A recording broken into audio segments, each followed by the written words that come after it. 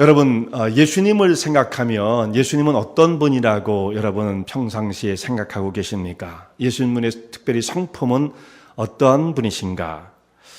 이 땅에 예수님께서 계실 때에 복음서에 나타난 예수님의 행하신 모습들을 보면 예수님은 정말 끝없는 인자와 긍휼을 갖고 계신 분이시라는 것을 우리가 발견하게 되어지죠. 그런 증거들이 너무나 많습니다. 특별히 예수님 어린아이를 사랑하셨어요. 어린아이. 저도 그것만큼은 예수님을 좀 닮은 것 같아요. 아이들이 너무 이쁘거든요. 애들이 옆에 왔다 갔다 하고 걔들이 좀 떠들고 울어도 다 예쁜 애들이죠. 예수님께서는 그런 아이들을 품에 안으시고 머리에 손을 얹으시고 축복하시고 아이가 이처럼 귀하다. 어린아이처럼 천국을 받들지 않으면 천국에 합당치 않다. 이렇게 말씀하시면서 아이를 천국에 합당한 아이라고까지 말씀하시며 그들을 사랑하셨습니다. 조그만 아이들의 관심을 가지고 베푸시는 하나님의 사랑을, 예수님의 사랑을 만날 수가 있는 거죠. 예수님께서 문둥병자를 보셨을 때 어떤 마음이셨습니까? 정말 상한 마음을 가지고 문둥병자의 그 상처난, 보기 흉측한 그 부분을 예수님께서 어루만지시면서 그를 불쌍히 여기시는, 민망히 여겼다는 마음이 그 뜻이거든요. 불쌍히 여기시는 마음을 가지고 문둥병자를 치유해 주시는 사랑과 긍휼이 넘치는 분이었습니다.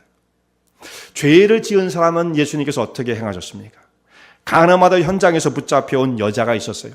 모든 사람들이 다 돌을 들어서 그를 쳐야 된다고 이렇게 하고 있을 때 예수님께서는 그 여인을 보호해 주시고 용서를 해 주십니다.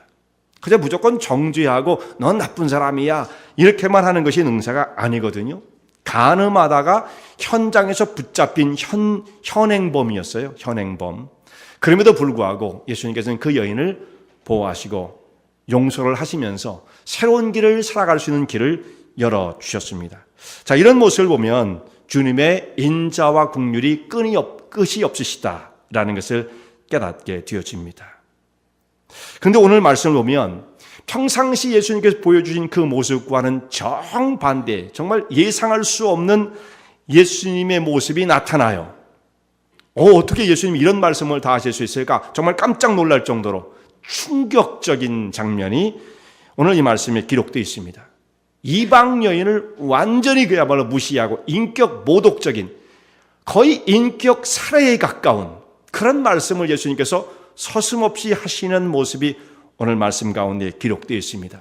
너무 그러나 놀라진 마십시오. 예수님께서 의도가 있으실 것입니다. 오늘 이 말씀을 통해서 예수님께서 기도에 대해서 가르쳐 주시는 예수님의 교훈이 무엇인지, 기도가 어떻게 하는 건가, 또 기도를 통해서 어떤 역사가 나타나는가 함께 상고하고자 합니다. 한 여인이 있었습니다. 이 여인이 두로와 시돈 지역에 살던 여인이었어요. 이 여인에게 딸이 하나 있었는데 이 딸이 흉악한 귀신에 들렸습니다. 여러분, 귀신 들린 사람을 보신 적이 있습니까? 정신병도 문제지만 귀신 들린 건 좀 더 심각합니다. 영적인 세력 가운데 붙잡힌 것이기 때문에 정신병은 약물 치료도 어느 정도는 가능하고 그것을 이렇게 누그러뜨리는 치료법이 있습니다만 이 귀신 들린 것은 그런 식으로 해결될 수 있는 문제가 아니에요. 영적인 문제다라는 말씀이죠. 이 한 여인이 어린 딸과 함께 서로 의지가 되어지고 소망을 그 딸에게 두고 이렇게 살아왔던 여인이었는데 갑자기 그 아이가 귀신 들려서 완전히 정상적인 생활을 할 수 없는 상태에 빠지고 말았습니다. 얼마나 불행이 이 가정에 닥쳤습니까? 이렇게 되어지면 그 가정이 지금까지 누리고 있었던 모든 평안과 소망이 다 깨지는 거예요. 자, 귀신 들리면 그 여인, 어린 아이 하나만 아픈 것이 아니라 그 가정 전체가 정말 그 소용돌이 속에 빨려들게 되어지죠. 집안에 이런 일이 생겨보십시오. 어떻게 그 집안이 정상적으로 운행이 되겠습니까? 그래서 갑작스럽게 그 가정은 혼돈과 불행으로 빠져들게 되어집니다. 어떻게 하면 이 딸을 다시 정상으로 돌릴 수 있을까? 그 딸 하나가 정말 자기 삶의 소망이었는데 어떻게 이 딸 아이를 정상으로 되돌려서 건강한 삶을 살아갈 수 있게 할 것인가? 할 수 있는 방법들을 다 동원했을 거예요. 의사를 찾아가 보기도 했을 것이고 어떤 방법이든지 다 동원해서 그것을 치료해 보려고 애를 썼겠지만 세상적인 방법으로는 이 영적인 문제를 치유할 수가 없었습니다.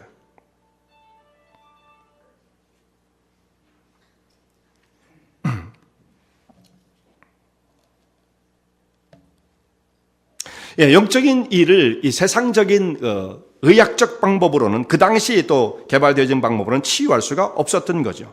자, 그렇게 고민하고 있을 때에 예수님의 소식을 듣게 되어집니다. 예수님의 소식이 이방 땅까지 전해졌어요. 예수님은 갈릴리를 중심으로 해서 사역을 하시는 분이신데, 예수님에 대한 소문이 두로와 시돈 지역까지, 온 유대를 벗어나서 이방 땅까지 예수님의 소문이 퍼져나가게 되어집니다. 이 두로와 시돈은 지금으로 말하면 그렇게 먼 거리는 아니에요. 지금으로 말하면 차 타고 가면 1시간 정도면 충분히 갈 수 있는, 예수님께서 사역하시던 곳에서 1시간이면 충분히 갈 수 있어요. 근데 국경이 문제가 있긴 하지만 거리상으로는 그렇습니다. 얼마 떨어지지 않았어요. 그러나 그 당시에는 완전히 이방 땅이었죠. 지금도 다른 나라, 레바논에 속한 곳입니다. 여기까지 예수님의 소문이 들려오는데, 예수님에 대한 말씀을 들으니까 그분은 무리를 걸으실 뿐만 아니라 물을 포도주로 바꾸기도 하시고, 병든 자를 고치기도 하시고, 귀신을 내어 쫓았다고 하는 것, 특별히 그런 말씀들을 많이 듣게 되어지죠. 예수님이 초기 사역 가운데에 행하셨던 일들을 보면 병자를 고친 것과 특별히 귀신을 내어 쫓는 일을 많이 행하셨어요. 귀신을 내어 쫓았다. 그리고 심지어는 죽은 자를 살리신 적도 있다고 하더라. 이런 소문이 쫙 퍼져나가게 되어집니다. 여인이 그 소식을 듣게 되었어요. 세상에 어떤 사람을 찾아가도 내 딸을 고칠 수가 없었는데, 이분만큼은, 예수님 이분만큼은 내 딸을 고쳐줄 수 있으시겠다. 유일한 소망은 그분을 만나는 것밖에 없다. 이렇게 생각하고 있던 차에 예수님께서 그 지역에 오셨다는 말씀을 듣게 되어집니다. 두로에 오셨어요. 자, 갈릴리에 계시고 유대 땅에 계셔도 예수님을 찾아서 거기까지 가야 할 사람인데, 예수님께서 여기에 오셨다고 그러니 얼마나 좋은 기회입니까? 그래서 이 여인이 예수님을 만나기 위해서 한 집에 찾아가는데, 예수님 사실 여기에 가신 것은 좀 조용히 제자들과 함께 지내면서 말씀을 좀 깊이 있게 제자들을 훈련시키시고자 하시는 그런 의도가 있으셨던 것 같아요. 그래서 한 집에 들어가서 아무도 모르게 하려고 하였지만 그렇게 할 수 없었더라. 이미 예수님의 소문이 쫙 퍼져서 예수님 오셨다는 말씀을 듣고 사람들이 몰려들기 시작했던 거죠. 그 중에 한 사람이 이 여인이었습니다. 이 여인이 예수님께 나와서 소리를 치면서, 예수님, 제 딸이 귀신이 들렸는데 이 귀신을 좀 내어 쫓아 주십시오. 저를 불쌍히 여겨주십시오 하고 예수님의 도우심을 요청합니다. 자, 그렇게 한 여인이 찾아와서 무릎을 꿇고 간청을 하면 예수님께서 이게 좀 뒤를 돌아보시고 무슨 일인지 평소에 보여주셨던 그 인자하심을 나타내신다면 여인의 관심을 좀 보여주셔야 마땅하지 않겠습니까? 그런데 예수님께서 하신 말씀이 뭐냐면, 자녀로 먼저 배부르게 할 것이지 내가 너희들에게 신경 쓸 겨를이 없다. 이런 식으로 말씀하시는 거예요. 자녀로 배부르게 하는 것이 마땅하지 않느냐. 더 나아가서는 자녀의 떡을 취하여 그걸 빼앗아 개들에게 던짐이 마땅치 않다. 예수님께서 이렇게 말씀을 하십니다. 너무 깜짝 놀랄 말씀이죠. 어떻게 예수님께서 사람을 놓고 개들이라고 말씀하실 수가 있으시겠는가? 참 험악한 말씀을 하신 것처럼 보입니다. 그러나 너무 여러분 놀라지 마세요. 예수님의 이게 본심은 아니니까요. 자, 자녀로 먼저 배부르게 할 것이지 이방인들 돌아볼 겨를이 없다. 예수님 이렇게 말씀을 하셨는데, 정말 그것이 예수님의 본심이라고 한다면 여기 이방 땅 두로와 시돈 지역에 오실 필요가 없잖아요. 유대 지역에서만 그 사람들만 데리고 예수님이 사역을 하시면 되지 뭐로 여기까지 오셨겠습니까? 이방 사람을 사람 취급하지 않으면 그들 만나지도 마셔야지 왜 여기까지 찾아오셨겠어요? 그러니까 예수님의 의도는 그것은 아니었다는 게 분명하죠. 또 이방 사람을 향해서 뭐라고 말씀하셨냐면 개들이라고 말씀하셨습니다. 좀 충격적인 이야기죠. 충격적인. 근데 예수님이 이것이 본심이라고 한다면 그럼 말이 안 되는 거죠. 자, 사람을 어떻게 하나님께서 지으셨어요? 하나님께서 자기의 형상과 모양을 따라 사람을 만드셨다. 우리는 하나님의 형상대로 지은 바 되어진 자들이에요. 만약에 이방인을 개라고 취급할 것 같으면 하나님은 자기의 창조를 부정하는 거나 다름없는 거예요. 예수님, 사람을 하나님 형상대로 지었다면서요. 죽은 개고 죽은 사람입니까? 말이 안 되는 거죠. 그러니까 이건 예수님의 말씀 속에 전혀 그런 의도가 없었다라는 것입니다. 이것은 일부러 고의적으로 이 여인에게 무언가를 가르쳐 주시고자 하시는 예수님의 특별한 의도가 있었던 것이고, 이 여인을 미워해서가 아니라 오히려 이 여인을 사랑하시고 관심을 가지신 나머지 여인을 시험하시기 위한 예수님의 교육적인 멘트였다는 말씀입니다. 그런데 이 여인이 더 놀라운 건요, 예수님이 이런 말씀을 하시는 걸 듣고 있어도 우리가 놀라운 것인데, 더 놀라운 것은 모욕적인 말을 들었음에도 불구하고 이 여인이 취한 행동입니다. 뒤로 물러나지 않았어요. 이 말씀을 하시는 걸 듣고 우리 같으면 당장 놀라서 모든 걸 내던지고 우리도 씩씩대고 아니면 예수님께 대들었을지도 모르죠. 어떻게 그렇게 심한 말을 하십니까? 이럴지도 모르죠. 아니면 점잖은 사람 정도가 그냥 돌아가는 정도였을 것입니다. 그런데 이 여인이 보여준 건 뭐예요? 이 여인이 예수님 앞에 더 가까이 나갑니다.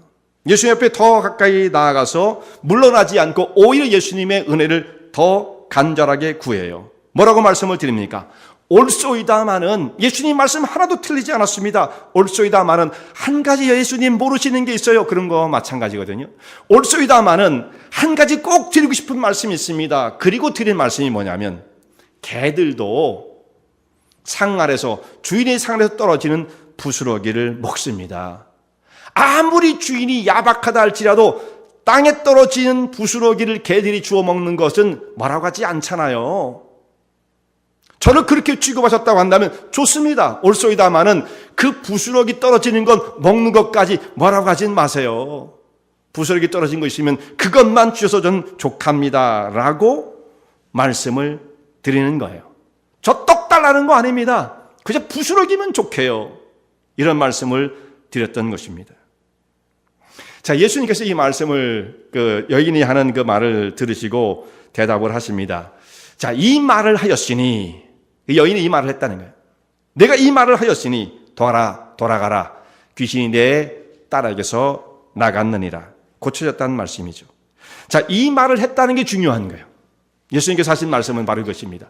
내가 이 말을 하였으니. 기대하신 바가 있었던 거예요. 자, 이렇게 예수님께서 그 여인이 들을 때 모욕적으로 느껴질 이야기를 던졌을 때, 그 말씀을 던졌을 때 이 여인이 어떻게 반응할 것인가? 여러분, 우리가 어떤 사람이 나에게 모욕적인 이야기를 했을 때 그걸 참고 있을 수 있는 사람이 있으세요? 교회 와서 누구한테 좀 좋지 않은 이야기를 들었을 때 그걸 참고 있을 수 있으시겠어요? 교회 와서 설교를 듣는데 정말 내 영혼의 어떤 인격 살인적인 그런 이야기가 들려졌을 때 참고 있을 수 있으시겠어요? 우리 그런 거 참 참기 힘들어합니다. 기분 되게 나빠하는 거예요. 그리고 그리고 화가 날 수가 있죠.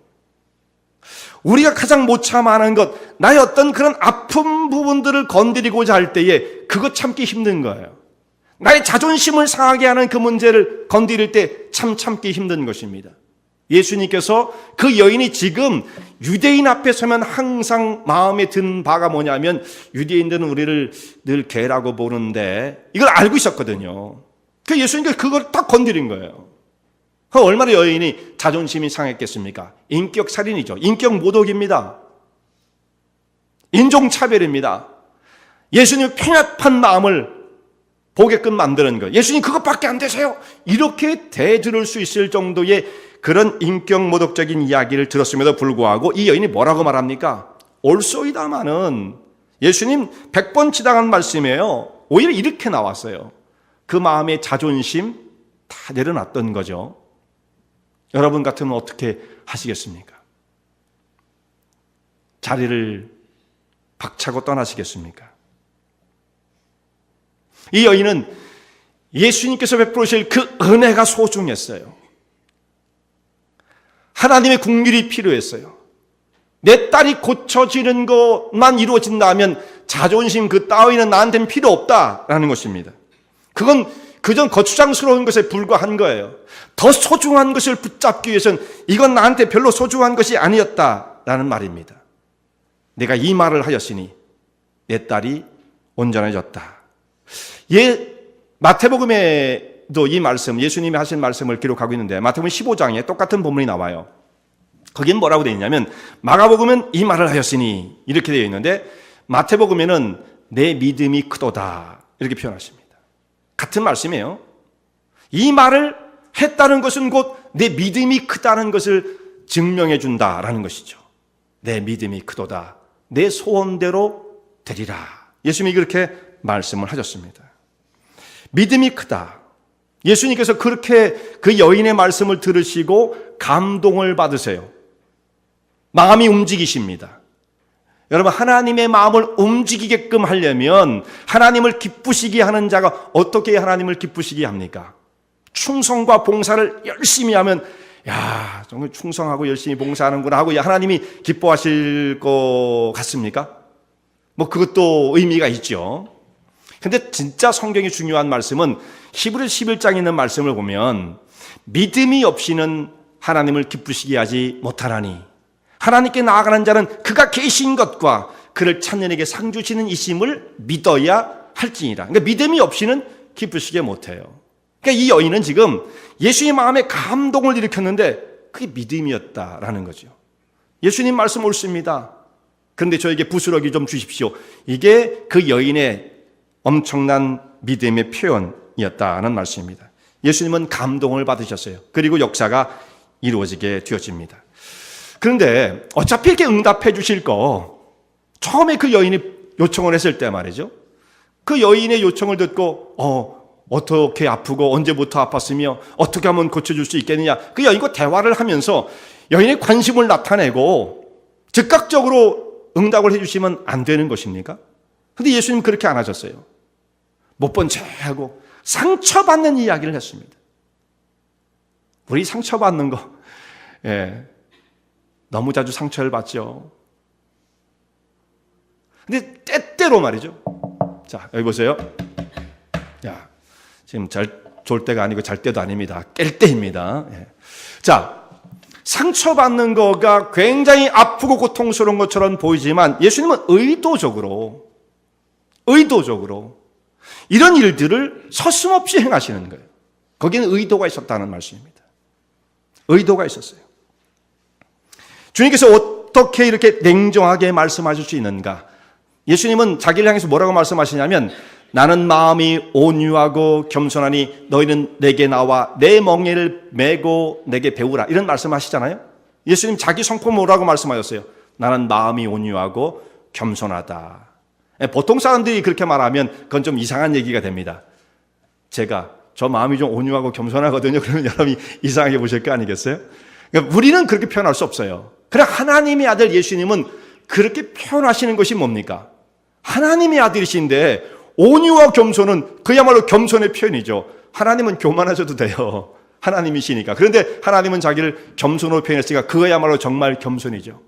나는 마음이 온유하고 겸손하다. 자, 그렇게 자기를 표현하신 예수님께서 어떻게 여기서는 이렇게 온유가 없고요, 겸손이 없어 보이는 모습으로 여인을 대하셨을까? 여인을 아주 무시하는 그런 모습으로 대하십니다. 여기에는 의도가 있었어요. 예수님의 의도, 예수님의 목적이 무엇입니까? 첫 번째 우리가 생각할 수 있는 것은 기도가 무엇인지를 가르쳐 주십니다. 기도가 무엇인가? 여러분, 우리가 하나님 앞에 기도하면 하나님께서 그걸 들으시고 응답해 주시는 이 관계가 이루어지는 거거든요. 그럼 어떻게 기도해야 하나님 우리의 기도를 들으시고 응답해 주시는가?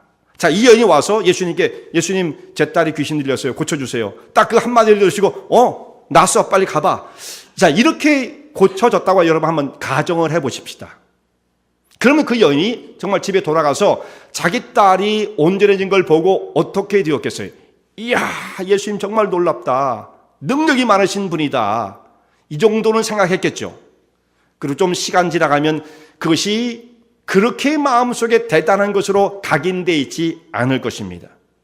자, 기도의 응답이 이루어지는 것은 그 결과도 중요하지만 사실상 그 프로세스가 중요해요. 과정이 중요해요. 주님과 깊은 접촉을 통해서 접촉면이 자꾸 넓어져 가야 됩니다. 조금 예수님을 이렇게 만나던 사람이 기도의 이 세계를 통해서, 스트로크를 통해서 예수님과의 만나는 접촉점이 점점 넓어지고 깊어지는 이 관계, 이것이 이루어져야 된다는 말씀이에요. 근데 내 딸이 지금 아파요, 고쳐주세요. 가봐, 났어. 이 정도로 그 일이 너무너무 쉽게 진행되어지면 예수님을 접촉할 수 있는 기회를 잃어버리고 마는 거예요. 깊이 예수님을 체험하기가 어려운 것입니다. 여러분, 기도는 그렇기 때문에 하나님 앞에 나아가서 꿇어 엎드려 기도하는 그 기도의 과정은 그렇게 쉽고 편한 시간이 아니에요. 스트로크를 하는 시간입니다. 이 여인이 지금 그런 식으로 나가잖아요. 예수님께 스트로크를 하는 시간이에요. 씨름하는 것입니다. 그런 과정을 통해서 어떤 한 고비와 단계를 넘어서면서 새로운 세계를 향해서 나가게 되어지는 거예요.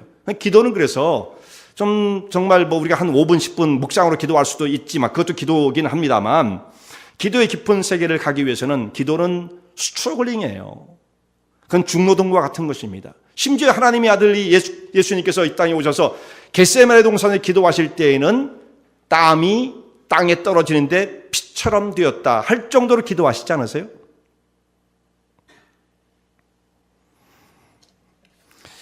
우리가 건성으로 기도했는데도, 마음의 소원을 품기만 했는데도 하나님이 다 들어주시더라. 은혜가 넘치는 거죠, 물론. 그러나 그런 식으로 기도의 응답이 되어지는 사람들은 절대로 하나님께 감사하지 않습니다. 원래 그런 거야. 그저 저절로 되는 거야. 그 하나님의 은총이라고 생각하지 않고, 내가 운이 좋았나? 내지는 말이죠, 내가 경건한 삶을 샀더니 보상이 오나 봐. 내지는 이런 식으로 생각하지, 이것이 하나님의 베푸시는 전적인 은혜라는 것을 잘 깨닫지를 못한다는 말씀입니다. 기도의 그 깊은 세계를 깨우치기 위해서 예수님께서 이렇게 여인을 대하셨던 것이고요. 또 한 가지, 두 번째로 우리가 생각할 수 있는 것은 이 여인 속에 있는 믿음이 있었어요. 그래서 예수님 뭐라고 말씀하세요? 내 믿음이 크도다, 이렇게 말씀하시잖아요. 그 여인 속에 지금 예수님을 향해서 나오는 그 믿음이 준비되어 있었는데, 그 믿음을 더 끌어내시기 위한 성장의 그 곳으로 길로 이끌어내시기 위한 예수님의 의도가 있으셨던 것입니다. 여인 속에 믿음이 있다는 걸 예수님은 알고 계세요. 그러나 그 믿음이 더욱 성장을 해야 돼요. 더욱 강화가 되어야 합니다. 더욱 진실해져야만 합니다. 어떻게 해야만 그것이 가능해져요?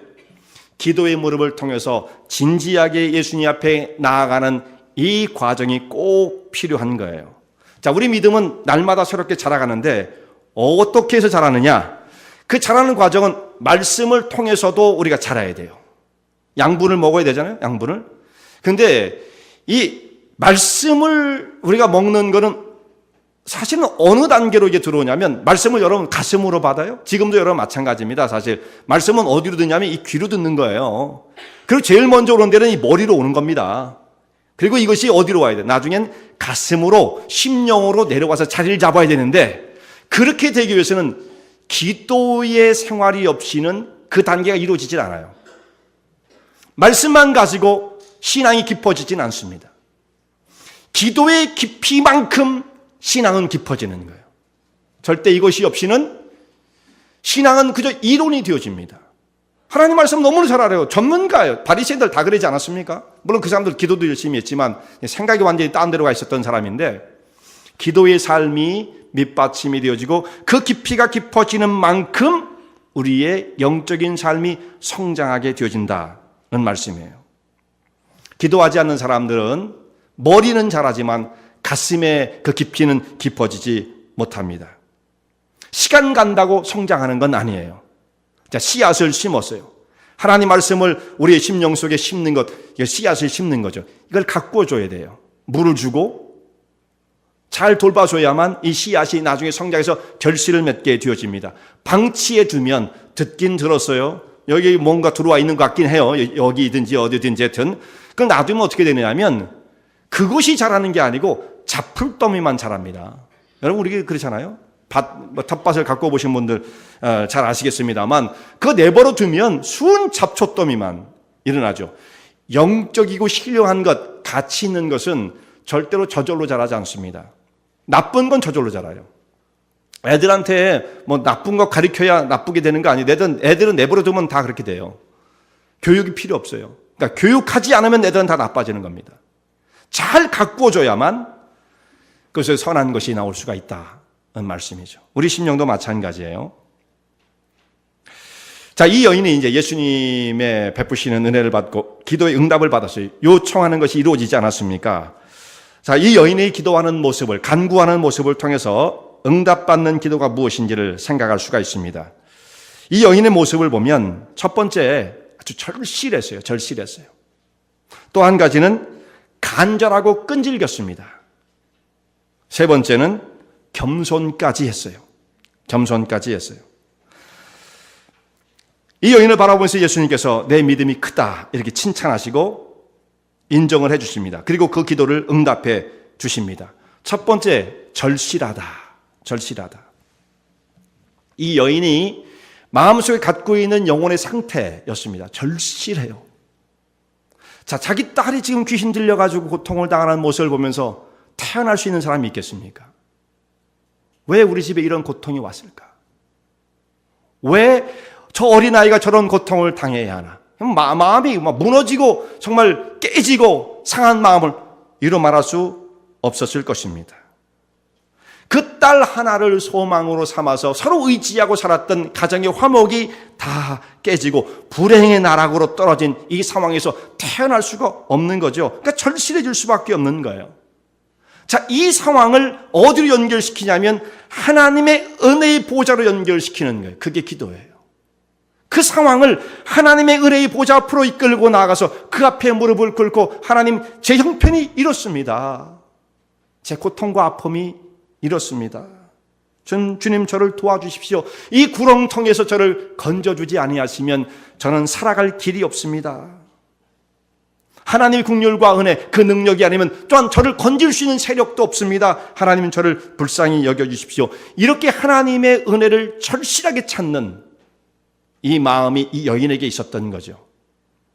오늘 현대의 성도들의 삶을 보십시오. 혹은 여러분들의 삶을, 내 삶을 한번 들여다보십시오. 여러분 절실함이 있으세요? 뭔가 절박함을 느끼면서 하나님의 은혜와 긍휼이 아니면 나는 벗어날 수가 없습니다라고 하는 이 절박함을 가지고 고백하는 것이 있습니까? 여러분, 등 따숩고 배부럽다고 해서 아무런 문제가 없는 게 아니에요. 자기 딸은 심각하게 귀신 들려 지금 고통을 당하고 있는데 아이고 우리 형편은 나 등 따숩고 배부르니까 괜찮아, 이런 마음을 가지고 사는 사람이 있을 수가 있겠습니까? 만약 영혼 속에 그 절실함과 절박함을 느끼지 못한다고 한다면 우리는 세상에 취해 있는 거예요. 그 현실적으로 먹고 살만하고 문제가 없다고 그래서 우리 영혼까지 다 안전한 것은 아닙니다. 세상의 권세와 능력 속에 눌려서 방향을 잃어버린 채 그저 인간적이고 세속적인 모습을 가지고도 만족할 수 있다고 한다면 그런 사람은 뭐라고 그랬어요? 영혼이 없는 사람이에요. 영혼이 없는 사람. 우리가 육신적으로만 사는 사람이 아닙니다. 하나님 형상대로 지은 바 되어진 영혼을 지닌 자예요. 여러분들 또 그렇게 생각하지 마세요. 목사님 자꾸 영혼을 가지라고 강요하지 마세요. 그런 거 아닙니다. 다 영혼을 지닌 자예요. 우리가 사람입니다. 사람. 인간이 떡으로만 사는 것이 아니에요. 영혼을 지닌 자로서의 그 고뇌와 아픔을 오늘 그 절실함을 느끼지 못한다고 한다면 하나님과 어떤 관계를 맺을 수가 있겠어요? 그 여인은데 하나님 앞에 나가 이 고민을 가지고 주의 은혜를 구합니다. 그런데 여러분, 영혼이 절실하잖아요? 그러면 기도하라고 그러면 저 기도할 줄 몰라요. 기도할 줄 모르는 게 뭐 있어요? 그러고 하고 못하고가 없어요. 이건요. 여러분, 절실하면 순서를 따질 게 뭐 있겠습니까? 격식을 따질 게 뭐 있겠습니까? 이 여인이 나와서 예수님께 지금 무슨 기도의 순서를 제목을 따라 쫙 나열을 합니까? 그냥 자기가 필요한 것을 그저 격식 없이 구하는 거잖아요. 내 딸이 흉악하게 귀신 들렸으니 고쳐주세요. 귀신을 좀 내어 쫓아주세요. 절실하니까 그렇게 구하면 되는 거거든요. 따질 거 없어요. 나는 기도를 못해요. 기도를 할 줄 몰라요. 그 뭘 의미합니까? 절실하지 않구나. 내 상황이 절실하지 않은 게 아니라 상황 인식이 절실하지 않은 거예요. 무슨 말씀인지 아시겠어요? 상황은 다 절실해요. 정말 처절하게 삽니다, 우리가. 여러분, 스마트폰 펑펑 터진다고 사람의 행복이 와요? 맨 그거 갖고 살지 말자고요, 우리가. 하나님과의 영적인 연결이 안 된 이 상태에 그 영혼의 피폐함이 느껴지는 사람, 절실할 수밖에 없는 것입니다. 자, 이 여인은 두 번째로 이 기도가 어때요? 간절하고 끈질깁니다. 기도하다가 안 되는 게 뭐냐면 자꾸 우리한테 좌절감을 주는 게 아무리 기도해도 기도가 안 돼요. 응답이 안 돼요. 하나님께서 뭐 들으시는지 안 들으시는지 모르겠어요. 이렇게 하고 기도하다가 그냥 도중에 포기하는 경우들이 있잖아요. 이게 낙심되는 일이에요. 조금 해보니까 안 돼요. 근데 포기해서는 안 됩니다. 이 여인이 예수님 말씀을 듣고 난 너하고 관계없어. 돌아가. 또 이런 자존심 상하는 말씀까지 듣고 계속 매달릴 수 있다는 거, 이거 정말 쉬운 것이 아니죠. 응답해 주지 않는 것처럼 보이잖아요. 근데 이 여인이 어떻게 합니까? 포기하지 않았어요. 계속 예수님께 끈질기게 매어 달립니다. 자, 어떤 우리의 기도는요, 잠시에도 기도의 응답이 될 수도 있어요. 그런 기도도 여기 많이 나와요, 물론 성경에. 잠시에도 금방 즉각적으로 응답되어지는 기도도 있어요. 그러나 어떤 것은 수년이 걸릴 수도 있죠. 어떤 것은 그 다음 제너레이션에서 이루어지는 것도 있습니다. 다윗 같은 경우가 그렇지 않습니까? 성경에 다 예가 있어요. 다윗 같은 예. 하나님, 제가 하나님을 위해서 여호와의 전을 건축하고 싶습니다. 하나님께서 뭐라고 응답하십니까? 아니야, 네 다음 때에 해. 제너레이션을 바꿔가면서 응답하시는 경우도 있다는 말씀이에요. 그 사람이 죽고 난 다음에 그 다음 제너레이션이. 이런 역사들도 있는 것입니다. 그러니까 우리가 끈질기게 기도해야 돼요. 조금 해보고 한 달쯤, 뭐 한 달만 해도 많이 한 거죠. 몇 년을 두고 혹은 평생토록 좌절하지 말고 기도해야 돼요. 누가복음 18장에서 예수님께서 말씀하시는 바를 보면 항상 기도하고 낙심하지 말아야 할 것, 이것을 말씀하십니다. 조금 해보고 안 되면 그냥 좌절을 해요. 낙심해요. 너무 쉽게 무너진다는 말씀이죠.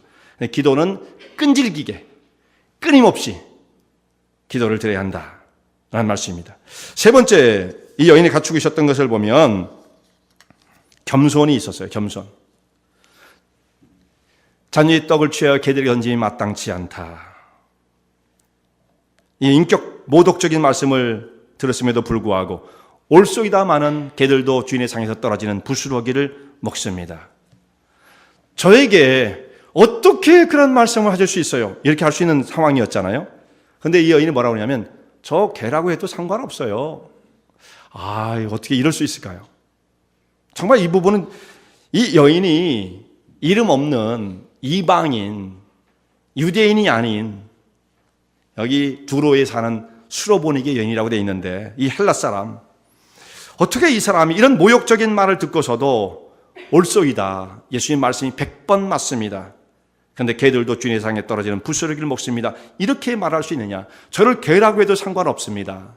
자, 어떤 분들은 여기 개라는 말을 또 이렇게 주석을 하고 풀이를 하면서 이 예수님이 하신 말씀은 아주 나쁜 개를 말하는 게 아니고 애완견으로 사랑받는 개를 말하는 것이다, 이렇게 또 표현을 하는 분들이 있어요. 별로 의미가 없습니다. 지금은 우리가 개를 방에서 키우고 식구로 취급하지만 그 당시에는 그냥 개는 개예요. 그죠? 뭐 차이가 없어요. 근데 그렇게 또 현대적인 그 감각을 살려가지고 이 본문을 보려는 사람도 있는데 그것은 예수님의 의도와는 관계가 없는 것이다, 라는 말씀이죠. 이 여인이 제가 저를 봐도 예수님께서 말씀하시는 개에 취급하는 것, 자격을 부정하지 않아요. 올소이다, 저는 그런 사람입니다 라고 말씀을 드리는 것입니다. 제가 잘난 것이 무엇이 있습니까? 인정받을 만한 것이 무엇이 있습니까? 내세울 만한 것이 무엇이 있습니까? 저는 아무것도 없어요. 자기를 그렇게 표현한 거예요. 만약 우리가 예수님 앞에 나가서 나는 대단한 사람인데 왜 그렇게 보세요? 너 그렇게 대단하면 네가 해. 그럴 거 아니겠어요? 우리가 대단하면 사실 하나님 앞에서 얼마나 대단하겠습니까? 아무것도 사실상 갖춘 것이 없는 자기의 모습을 보는 거예요.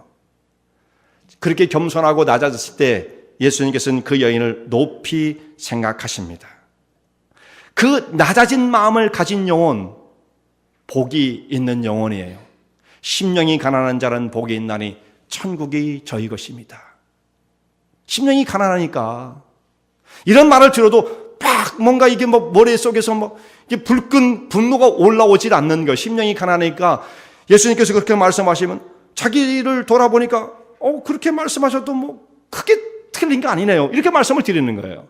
겸손한 마음을 갖고 있는 거죠. 근데 그 영혼이 복된 것입니다. 여러분, 하나님 앞에서 어떻게 해서 우리가 인정을 받을 수가 있어요? 봉사를 많이 한 사람, 혹은 착하게 산 사람, 다른 사람보다 좀 나은 사람, 죄를 적게 지은 사람, 이런 기준이 아닙니다, 여러분. 사람들은 우리 그렇게 생각해요. 내가 죄보다는 좀 나은 것 같아. 저 사람보다는 좀 나은 것 같아. 이런 식으로 해서 자꾸 비교 평가를 하죠. 상대적으로 자기를 괜찮은 사람이라고 생각하는데 하나님께서 사람을 볼 때는 딱 두 가지의 분류 방법밖에 없어요. 죄인이냐, 의인이냐. 딱 두 가지입니다. 누가 더 죄를 많이 졌어, 적게 졌어. 이건 하나님 앞에 의미가 없습니다. guilty, not guilty. 딱 두 가지예요. guilty면 어떻게 되어져요? guilty가 되어지면 하나님이 베푸시는 형벌도 똑같아요. 어떤 사람에 따라서 차등이 있는 게 아니고 guilty, 그 형벌은 사망인 거예요. 그러니까 하나님 앞에 다 똑같은 거예요, 사람이. 근데 어떤 걸 가지고 차등을 두시느냐? 하나님 이런 말씀을 하십니다. 내가 겸손한 자를 가까이 하고 교만한 자를 물리친다라는 말씀은 있어요. 그러니까 하나님이 보신다면 죄 많고 적음을 보시는 게 아니라 그 심령 속에 들어있는 겸손함은 따져보시는 분이에요. 얼마나 겸손해? 혹은 얼마나 교만해? 이것은 예수님께 차등을 주세요. 우리가 정말 예수님 앞에서 얼마나 겸손한 모습을 가지고 주님을 바라보십니까? 심령이 가난한 자는 복이 있어서 천국이 저희 것이다 말씀하세요. 어차피 우리가 다 죄인이거든요. 뭐 더 나은 죄인, 뭐 좀 덜 죄인, 뭐 이런 거 없어요. 다 죄인입니다. 근데 하나님께서 그 가운데에 겸손한 자를 가까이 하시고 그들에게 은혜를 베푸시며 교만한 자를 물리치신다 말씀하셨어요. 근데 여인이 겸손을 가지고 있었어요. 그러니까 주님께서 그 여인에게 응답을 주십니다. 여러분, 시카고에 사신 지가 얼마쯤 되셨어요? 지난번에도 한번 말씀을, 몇 년 사셨는지에 대해 말씀을 드렸는데, 저도 이제 24년 이렇게 돼요. 굉장히 오래 살았어요, 보니까요. 혹시 시카고 다운타운에 있는 여러분, 이미그레이션 오피스 빌딩에 가보신 적이 있습니까? 저기 다운타운 옛날에, 아주 오래전에, 지금은 지금 빌딩이 옮겼더라고요. 아마 인권 문제가 자꾸 위로 올라가서 그런지 컴플레인이 많다 보니까 그것을 수용을 해서 그런지 이제 빌딩이 뉴 빌딩으로 갔어요. 근데 20년 전에만 해도 제 기억으로는 시카고 다운타운에 내려가지고 그 잭슨으로 그래서 시어스 타워를 지나서 이렇게 저쪽 이스트 쪽으로 레이크 쪽으로 가다 보면 허름한 빌딩이 하나 나옵니다. 가보셨어요? 가보신 분? 네. 한 분밖에 없어요. 장로님하고 잠깐 통하는 게 있을 거예요. 몇 분? 가보시면 다시 한번 그 잭슨에 있는 거 시커먼 빌딩, 시커먼 빌딩, 거기를 가보셔야 돼요. 지금 새로 난 거 말고 캉그레스 길에 있는 거 그거 말고요. 나중에 그걸 옮겼더라고요. 그 잭슨 그 길에 있던 그 빌딩은 낡기도 하고 좁기도 합니다.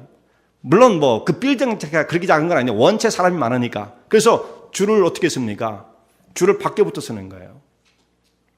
밖에 쫙 아침 일찍 내려가고 새벽기도 끝나고 가면 바로 줄 서기 시작해요. 그래서 아무리 빨리 가도 저는 항상 밖에서 줄을 섰어요. 줄을 서가지고 이게 언제 끝날지 모르는데 기다리고 있어요. 그럼 점점 조금씩 이제 줄이 줄어들면서 건물 안으로 들어가게 되어지죠. 건물 안으로 들어가면 끝나는 줄 알았는데 끝나는 게 아니에요. 거기에 또 줄이 이렇게 뺑뺑뺑뺑 돌아가지고 이게 한참 올라가야 돼요. 그러면 그걸 또 다 통과해가지고 나중에 가서 웨이팅 티켓 번호표를 받습니다. 그게 이제 1단이에요. 1단계예요. 이제 그 표를 받고 나서 한참 기다리니까 그때쯤에 가서 점심을 먹으면 딱 맞아요. 아침 내내 기다리는 거예요. 점심 먹고 들어와 또 기다려요. 그리고 이제 그 번호가 아직 안 지나갔어요. 제일 처음에는 그거 몰라가지고 무조건 기다렸지만 이제 숙달 되니까 나가서 점심도 먹고 이렇게 되더라고요. 근데 내 웨이팅 번호가 돼서 이제 그 오피스 앞에 가잖아요. 그 직원을 만나는 게 이게 이제 힘든 거예요. 여러분, 그 이미그레이션 오피스의 그 직원들이 어떤 자세를 갖고 있을 거라고 생각합니까? 자기들은 사람이고요. 우리는 사람이 아니에요. 여기 있는 말씀과 비슷합니다. 예수님께서 그 여인을 딱 이렇게 쳐다보시면서 말씀하신 그거나 그보다 더할 정도로 이미그런트들이 와가지고 말이죠. 뭔가 베네핏을 달라고 혹은 뭐 영주권을 달라고 이런 식으로 해서 자기들이 요청하는 갑과 을의 관계이기 때문에 그들 보는 그들의 이 눈초리와 이 말투가 보통 거칠고 상처받는 게 아니에요. 정말 자존심 엄청 상하죠. 그래도 못 알아들으니까 그걸 또 들으려고 그래서 그 사람이 하는 얘기대로 잘 귀담아 들었다가 뭐 적을 거 있으면 적고 그걸 또 바로 실행에 옮겨야만 된다 말씀이에요. 안 가보신 분들은 편안하게 앉아서 영주권을 받으셨는지 모르지만 저는 프로세스 하다가 이게 주소가 한번 바뀌고 문제가 생기고 또 도중에 제가 캐나다를 한번 갔다 올 일이 있어가지고 제가 몇 번 갔어요. 그래서 그 과정을 다 경험을 했습니다. 그 사람들의 고압적인 자세, 그 몸에 체질적으로 밴 것이기 때문에 바뀔 수가 없어요. 그 사람들은요. 근데 그걸 다 감수하고 그 과정을 지켜내야 이 미국에서 살 수 있는 영주권을 받게 되어지죠. 그게 싫어가지고 난 몰라 그러고 뭐 하면 한국으로 가면 돼요. 물론 한국 가면 돼요. 한국은 뭐 지옥은 아니니까. 근데 하나님 앞에서 천국의 시민권을 받는 하나님 백성들의 자세를 한번 보세요. 얼마나 그렇게 간절하고 얼마나 겸손하고 하나님 말씀하시는 그 말씀대로 말씀하신 그 디렉션을 따라서 얼마나 순종하려고 하는 그 겸손한 자세를 가졌는가. 이 땅에 미국 땅에 뭐 못 살면 가면 되는 거죠. 뭐 한국이 더 좋은데 지금은 뭐 그렇잖아요. 그것 하나를 얻기 위해서도 그렇게 마음의 고통과 아픔을 겪어가면서 그 앞에 가서 하라는 대로 다 하는데 하나님 나라와 거룩한 그 백성으로 부르시는 이 하나님의 부르심 가운데 응답하는 하나님 백성들이 그렇게 고압적인 자세를 갖는다는 것은 있을 수가 없는 거죠. 얼마나 여러분 겸손한 자세로 하나님의 은혜를 바라보십니까? 그래서 이런 말이 있어요. 눈물 젖은 빵을 먹어보지 않은 사람은 인생을 논하지 말라. 이 괴테가 한 말인데요. 저는 이런 얘기를 좀 바꿔서 말하면 이민국 앞에 가서 줄을 서보지 않은 사람은 이민자의 삶을 말하지 말라. 이렇게 말하고 싶어요. 근데 요즘은 그냥 가만히 앉아가지고도 뭐 영주권 다 날라고 편하게 받은 사람들은 그걸 몰라요. 그래서 저하고 지금 손 드신 분들만 이게 뭔지를 아신다고요. 영주권을 얻기 위해서도 이처럼 우리의 모든 자존심을 다 내려놓고 그들의 말을 듣기 위해서 그렇게 경청을 하고 하나도 놓치면 안 된다. 그렇게 어텐션을 했음에도 불구하고 그런 것을 감수를 다 했는데 우리가 하나님 나라의 시민으로 살아가는 그 자격을 얻기 위하여 하나님의 긍휼과 은혜를 구하는 백성들의 자세는 정말 어떤 자세를 갖고 있는가 생각해 봐야 합니다. 그 사람들은 몸에 밴 갑의 위치에서 우리를 마음대로 대했지만 하나님은 그런 모습으로 우리를 대하지는 않으세요. 어떻게 하든지 우리를 새롭게 하시고 어떻게 하든지 우리를 하나님의 거룩한 백성으로 삼으시고자 하는 의도를 가지시고 우리를 다루시는 것입니다. 하나님께서 왜 우리를 다루십니까? 이대로는 안 되기 때문이에요. 우리 속에 들어있는 그 쓸모없는 자존심과 가치 없는 자기의 고집과 자기 생각대로 똘똘 뭉쳐있는 그 고집스러운 자아와 세상적인 탐욕과 이것들을 허물어뜨리면 안 되기 때문에 허물어뜨려만 하기 때문에 그래서 하나님의 거룩한 백성 삼으시기 위해서 우리를 다루어 가시는 거예요. 이민국 직원들은 우리를 국률로 보지 않지만 하나님은 우리를 그렇게 다루시면서도 우리를 국률로 여기시는 분이십니다. 만약에 우리가 이 과정을 통과하지 못한다고 한다면 하나님의 은혜를 얻을 수도 없을 뿐만 아니라 하나님의 거룩한 백성의 자격으로 삶을 살아갈 수 없는 자들이에요. 다뤄지지 않으면. 그러니까 하나님 그걸 다루시는 거예요. 여러분, 신앙은 과거의 우리의 모습 위에 신앙이라는 것을 하나 더 얻는 게 아니에요.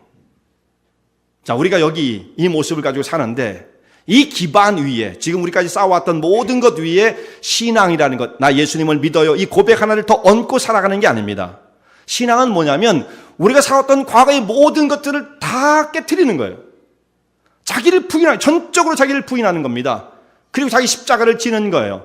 자기를 부인하고 자기 십자가를 지지 않는 자는 내게 합당치 않다 말씀하시잖아요. 근데 많은 사람들이 지금까지 자기의 삶을 그대로 고집하면서 그 위에 예수님을 믿는 믿음 안을 더 간직하려고 해요. 하나를 애드시키는 거죠. 의미가 없는 것입니다.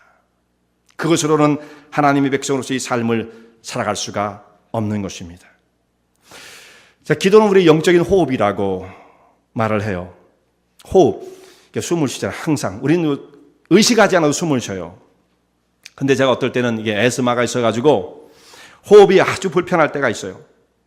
숨을 쉬기가 불편한 것, 호흡의 곤란함을 여러분 느껴보신 적 있어요? 바로 이것입니다. 호흡이 힘들다는 건 뭐냐면, 여러분 한번 쉬어보세요. 숨을 한번 깊이 한번 들어 마셔보세요. 지금 시작. 네. 원하는 만큼 숨이 들어옵니까? 네, 원하는 만큼. 내가 원하는 만큼이 100이다 했을 때, 저는 어떤 날을 보면 숨을 이렇게 들이쉬면 50밖에 안 들어와요. 힘은 힘대로 쓰는데, 그래 얼마나 힘이 빠지겠어요? 그러면 힘이 쫙 빠지죠. 아무것도 할 수가 없어요. 정신도 몽롱해지고. 그럴 때가 가끔 있습니다. 그게 이제 에스마, 천식을 앓는 사람들의 모습인데요. 자, 100이 들어와야 할 그 상황에서 50밖에 숨을 아무리 쉬려도 안 들어오게 되어지면 그 갑갑함이라는 건 이루 말할 수가 없는 거예요. 자, 우리 기도가 영적인 호흡이라고 말을 했습니다. 영적인 호흡을 하지 못하면 갑갑함이 느껴져야 돼요. 여러분, 영혼에 오늘도 내 심령 속에 갑갑함, 뭔가 짓눌리는 듯한 갑갑함이 있는 사람은 어떤 사람이냐? 그 사람은 살아있는 사람이에요. 나 영혼으로 별로 갑갑한 것도 모르고 등 따숩고 배불러요. 영혼이 죽은 사람이에요. 숨을 쉴 필요가 없는 사람입니다. 그 사람은 지금. 숨을 쉬고 있는 사람은 영혼의 갑갑함을 느껴야 되는 거예요, 지금. 이 거칠고 험악한 세상에서 뭔가에 눌림과 고통을 가지고 영혼이 갑갑함을 느끼는 사람이 살아있는 사람이에요. 그것조차 느끼지 못한다고 한다면 영혼이 죽은 것입니다. 시체는 숨을 쉬지 않습니다. 답답함을 못 느낍니다. 여러분은 답답함이 있으십니까? 이게 안타까운 거, 답답해 죽겠다. 근데 그것이요, 영혼이 살아있는 사람이에요. 그게 증거예요. 그러나 답답함을 느끼지 못한다고 한다면 불행한 영혼이 되어지는 것입니다. 오늘 기도의 무릎을 가지고 하나님의 은혜를 바라오며 세상의 많은 고통이 우리를 넘어뜨리고자 닥쳐오지만 하나님이 주신 은혜와 능력 속에서 그 모든 대적을 물리치고 승리하는 하나님의 종들 되시기 바랍니다. 은혜와 진리 장로교회는 진실된 하나님의 말씀, 건강한 신앙의 공동체를 찾는 모든 분들께 열려 있습니다. 교회 주소는 230 US Highway 45번, Vernon Hills, 230 US Highway 45, Vernon Hills, VERNONHILLS에 위치하고 있으며 새벽 예배는 화요일부터 토요일까지 오전 6시, 금요 저녁 예배는 금요일 저녁 8시, 주일 1부 예배는 오전 8시, 2부 대예배는 오전 11시에 시작합니다. 이 설교를 들으시고 하나님의 말씀에 대해 궁금하신 점이나 신앙 상담을 원하시면 교회 전화 847-962-4412번 847-962-4412로 문의하시기 바랍니다.